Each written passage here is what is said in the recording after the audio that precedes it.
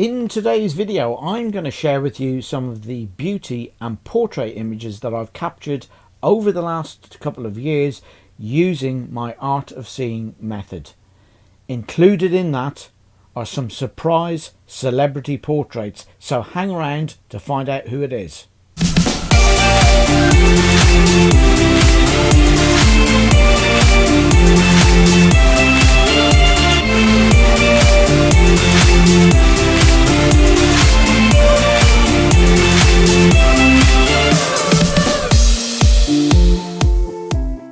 Welcome to today's video, and as I said in the introduction, today's video is all about beauty and portrait work and how you can apply the art of seeing model to that genre of photography.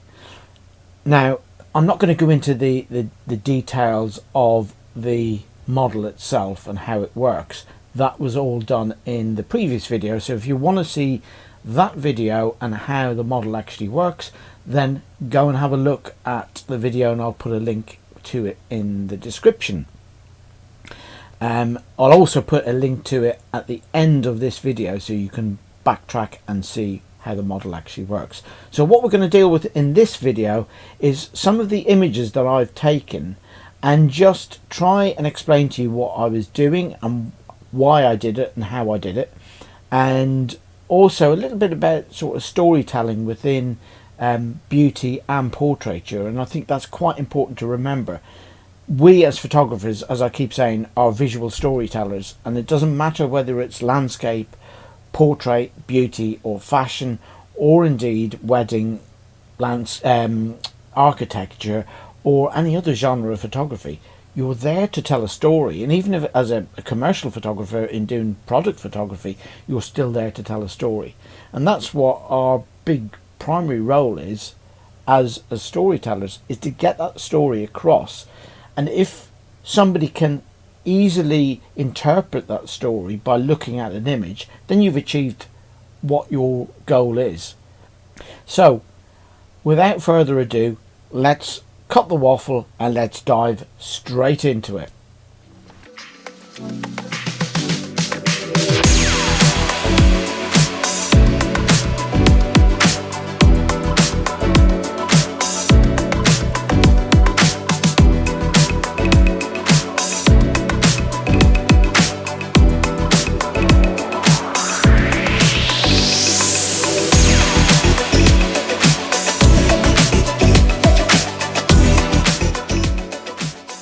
So straight into it then with image number one, and this was part of a launch campaign for a fashion brand that I shot, and this was in the middle of the day, bright sunshine, and it was about 84 degrees in central London, and this was shot against an office door, this beautiful wood of this office door and bright sunlight. I didn't use anything else on this, and it worked really well for me.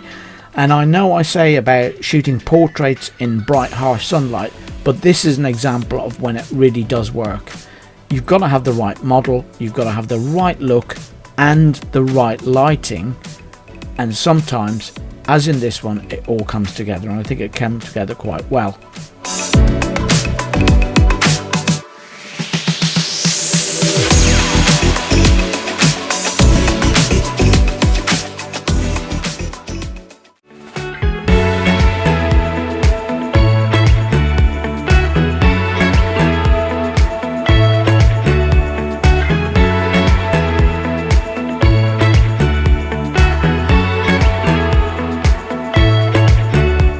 Image number two was shot during London Fashion Week. In this case, the subject of the shot is actually the hat. And what I did was I got the model just to angle herself against the main door frame. Now you can see we've got this very bright red Georgian door, and then the model is wearing these very dark blue, almost black dungarees.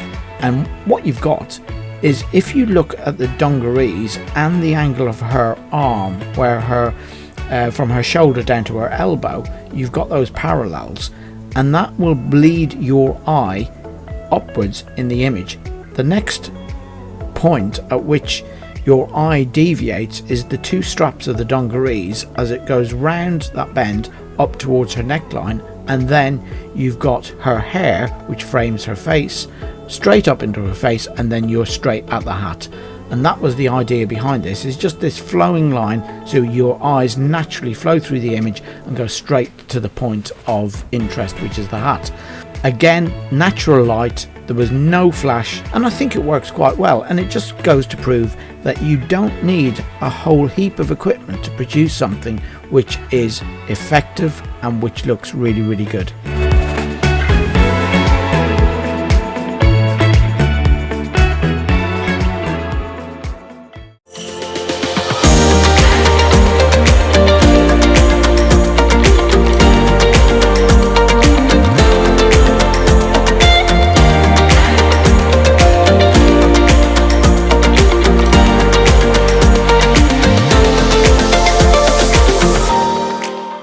Okay, so there might be opportunities where you don't intentionally look for beauty images, but they just happen to come up. And this was one such opportunity. This was one of the fashion shows during London Fashion Week. I was shooting the runway show, and we had this model come down the runway, and as you can see, she was staring straight down the lens at my camera. I didn't have control over the lighting. All I had to do was to wait until she was lit well enough walking down the runway so that I could actually get the shot that I wanted. Now, I took 2 or 3 shots, and this was the third, I think, of the 3 shots, where the light from above and from the sides was enough just to give me exactly what I wanted. And this was basically it. This was one of those opportune moments where fashion turns into beauty, and hopefully I've achieved the look that I was after. I think I did. Let me know in the comments what you think.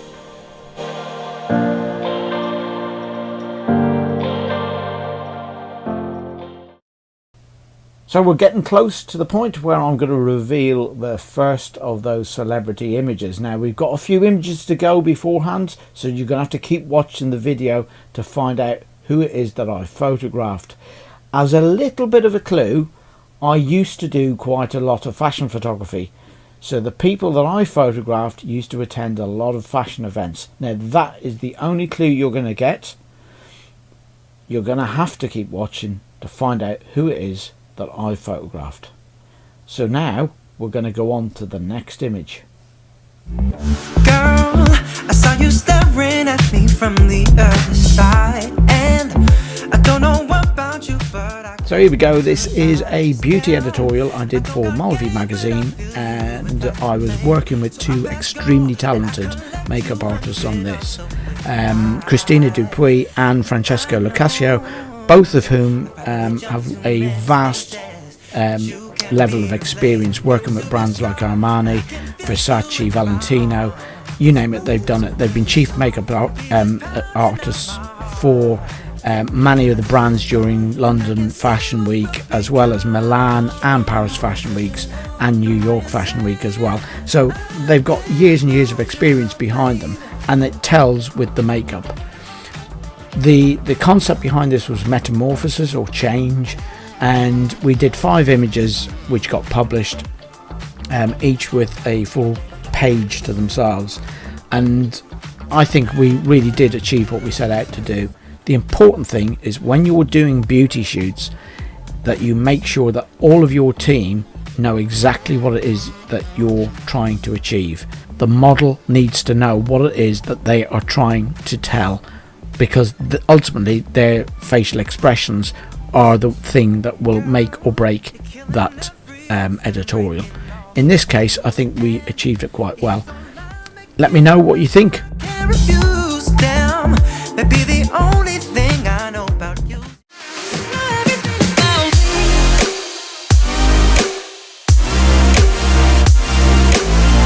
So this is it, the last beauty shot before we get into the celebrity images. This one I basically started out with a head and shoulders portrait, but then once I'd seen what I captured, I switched over to an 85mm lens, stopped down the depth of field just to get a very shallow depth of field on it. I think I was using the 1.4 lens and I stopped it down to f2.8 and essentially then cropped in on it. Now the only thing I would say is if you're going to crop in and get this close, you've got to make sure that you nail the focus with the eyes. It sounds very simple, but actually when you're this close, the focus can drop really quickly. So you've got to make sure that you get into position, nail the focus and keep it there. This is really just a simple shot. There's nothing complicated about it. It was a square on shot that I took. If you're going to do something like this, above all, keep it simple and you're going to end up with a great shot.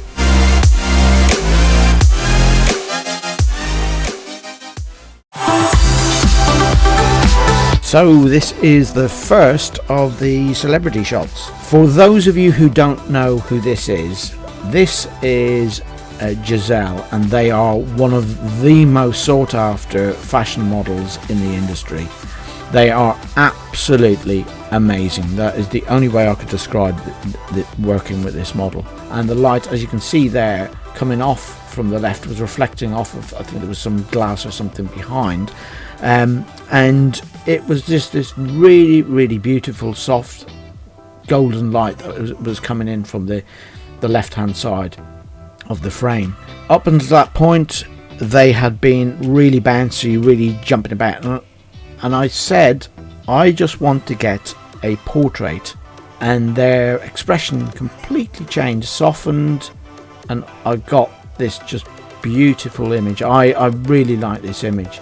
They posted it to their Instagram feed and it has become one of the most liked images on their Instagram feed. Now this is somebody with 678,000 followers on Instagram, and for a fashion model that's quite good going, really. Go check their Instagram feed. It's Ugly Worldwide, and you'll see some great images on there. It's opportunities like this that they don't come along very often, but when they do, just being in the right place at the right time and you end up with a shot like this.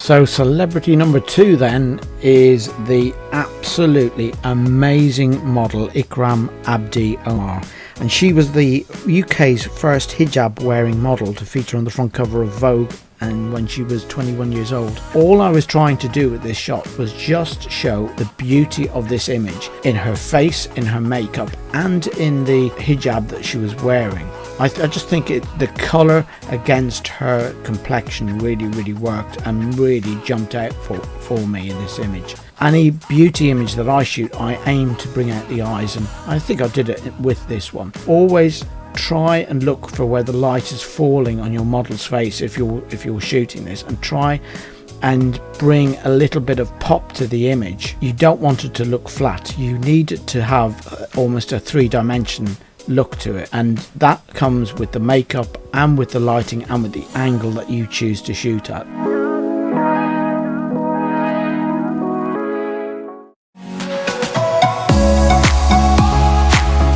So if you are a fan of Hollyoaks, then you may well recognise the actor in this shot, Georgie Porter. This is just a very simple portrait shot outside with a single speedlight flash, and I wasn't going for anything fancy. It was just a very simple portrait, and all I was trying to do is just bring Georgie's personality to the fore in this shot. Georgie's quite a bubbly person, and I think really if you're going to do a portrait of somebody, it doesn't matter if it's a celebrity or if it's just a member of your family, but what you're trying to capture in that portrait and the story you're trying to tell is a story of their personality, and just even bring one element of that to the fore in the image. And if you can do that in any portrait, then you've achieved what you've set out to do.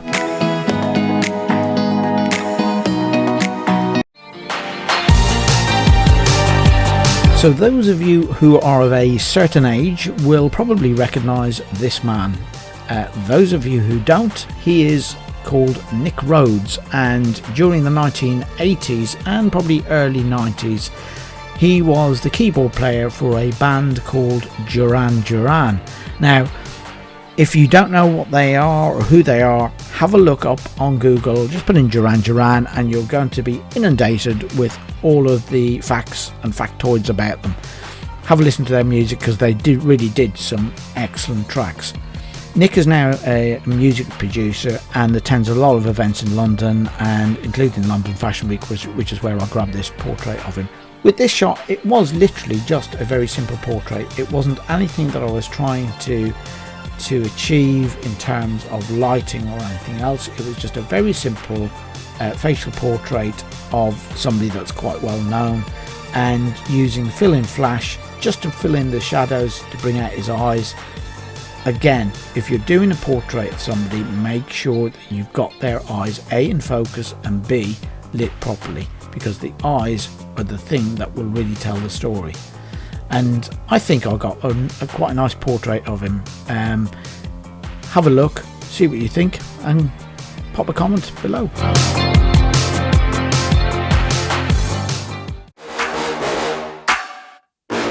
So here it is, the final celebrity image. Us photographers, we really don't like being on the other side of the camera, but occasionally we can't avoid being on the other side of the camera. And in the case of this man, you take the opportunity to grab the shot, and that's what I did. This is Rankin. He is without doubt somebody that I consider to be one of the world's best portrait photographers today. He really is up there with the best of them, with the likes of Annie Leibovitz and David Bailey. I would say he is one of the exceptional photographers of today. With Rankin, he is very much an observer, and he tends to sit and watch and say nothing, and just literally watches what the scene that unfolds in front of him. And what I was trying to do with this image was to capture that, and I shot it in black and white because I wanted to keep this so that the focus was on his face, and using shadow and the highlights was what I was hoping to achieve, and I think I got there with this one. It's one of those images that really, to me, really speaks about the person, and Rankin is, for my mind, the mastermind at doing things like that.